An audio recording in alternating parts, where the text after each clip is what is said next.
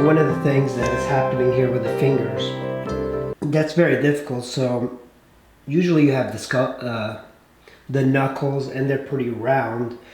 This bottom one goes down and then you have a little bit of a rise, usually in the middle, but because he has a lot of force on that index finger area, there's going to be a little bit more meat here, and I've been adding it slowly.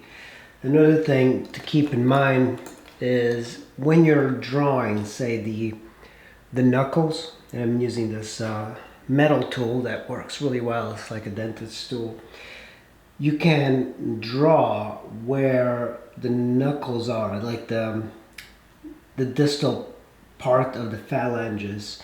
And when you get to this part, so that means that the knuckles, what I'll do is just add some clay to where I think the knuckles are, or like the tips of the fingers, the phalanxes, and I round it off. But towards the table, he actually has to go in, so the knuckles are going in. They're not staying absolutely flat. So there's a lot of nuance that comes with sculpting the hands and the fingers. And another thing to note is that the pinky is actually on the edge of the box, right in that sharp corner. So that means that the pinky is actually facing this way, so it's not really facing straight along with these.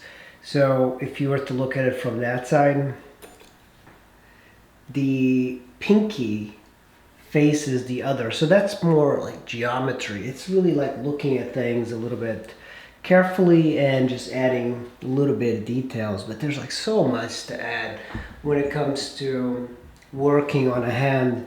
And this is just a beginning stage. Another thing that I'm looking at now is that the thumb actually needs to bend this way, so it's turning. And a lot of times this is going to be moving because it gets so complex, and sometimes I'll spend hours on this and then I'll redo the entire thing. But I've done a lot of hand sculptures, and it's absolutely worth doing hand sculptures. You know, just using your own hands in a mirror or just looking at it. But of course, if you want to do a different pose, it actually takes a lot of memory to memorize the poses for hands. So I want to divide this. It helps to have a straight edge, and I don't quite have that right tool here. So what I'm using is my metal tool, and I'm taking it and I'm just kind of like making it flat on this side, going towards the middle like this, and then this side.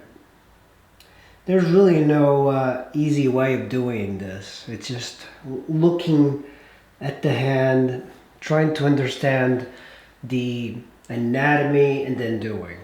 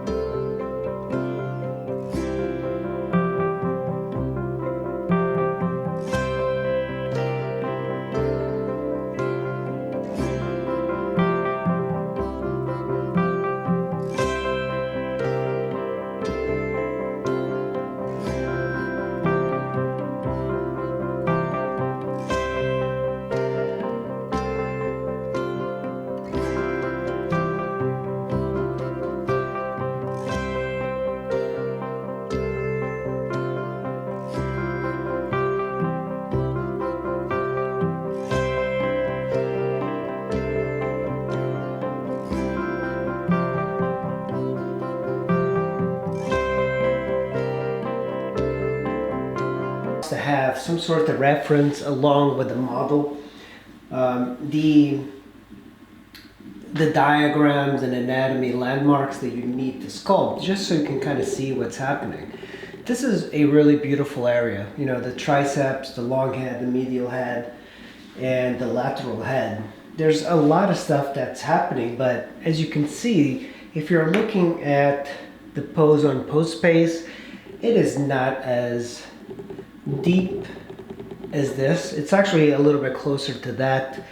But what I tend to do is I sculpt the muscles just a little bit more obvious, and then I take some clay and I diffuse it, essentially putting a little bit of skin on. So like this, I'll just take it and I'll just kind of diffuse it a little bit with some brushwork towards the end. But often it's better to have a little bit more indication of the muscles and keep them nice and sharp, because when you go over to make things a little bit more subtle, it'll be easier to do. And I think what happens is that people will make it way too diffused in the beginning, and then you're struggling with details. At least that's the way I tend to go about it. Now I have a hand, and we also have a hand on this side.